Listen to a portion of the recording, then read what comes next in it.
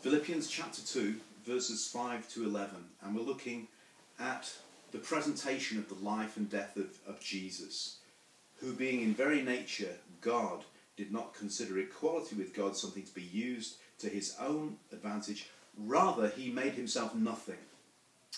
Being found in appearance as a man, he humbled himself by becoming obedient to death, even death on a cross.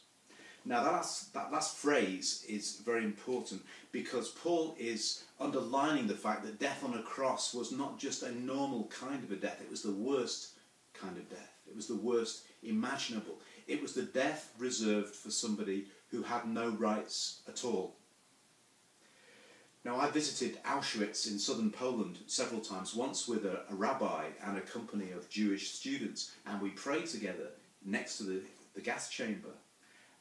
And such unspeakable cruelty as is evidenced there is only possible if you believe that there's a particular race or group that is somehow less than full human beings.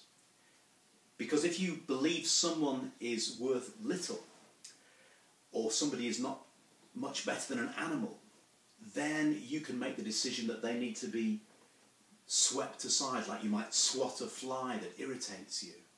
And of course this is disgusting and horrifying, but the Nazi death camps proved that they made that decision and moved towards it. And this appalls us, but we still, in modern society, in some American states, they still have the death penalty. And think of those people on the death row and how they're treated. And the argument is, it's a strong argument, well, these people have taken the life of other people, therefore, since they've deprived other people of the right to live, their right to live is also going to be deprived from them. That's the argument. It's very strong, isn't it? Why should they live when they've made others die? So to be on death row is to be the ultimate society reject. You don't even have the right to life.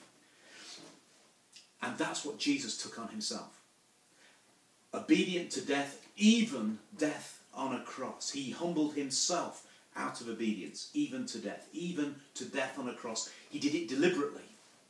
In other words, he gave up the ultimate human right, the right to live. You know how strong that is inside you, isn't it?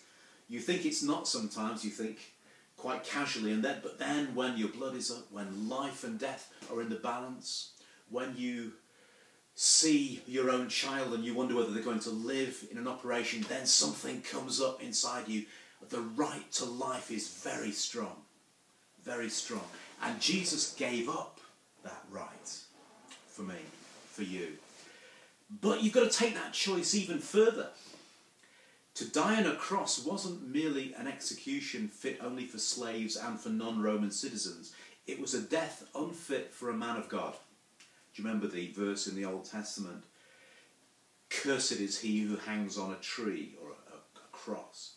It meant to be cut off from God, according to the Old Testament. So do you see what that means in New Testament terms? Jesus not only gave up the right to live, he gave up the most profound resource in his own life, the right to contact with his Father.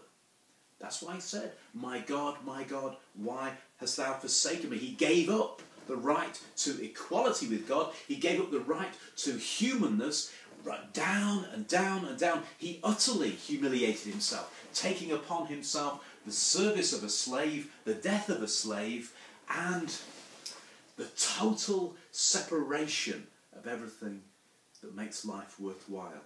His hold on God. He was society's outcast and God's outcast.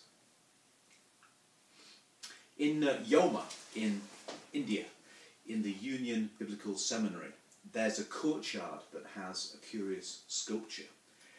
As you go in through the gate, the focus is on this tall, dignified man.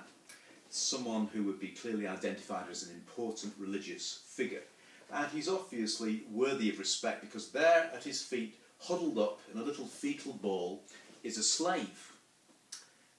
And you go forward and there you see the inscription. And the inscription is, Jesus washing Peter's feet. Isn't that amazing? Jesus humbled himself. Jesus took the role of the lowest servant, even washing my feet, even dying without the resource of God on his side, being cut off. Is that your God? That huddled figure at Jesus' feet. How easy it is for us to want to stand tall and to be admired and to be approved of.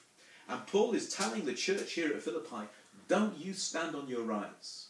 How dare you stand tall and think that other people owe you approval, owe you credit. And no, your role is to wash feet. Go and do likewise. Jesus said, as you've seen me do for one another. Is that the God that you adore and worship?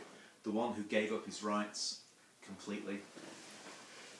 I was just thinking this morning, there's an old hymn from when I was a child. It says, help me to understand it. Help me to take it in.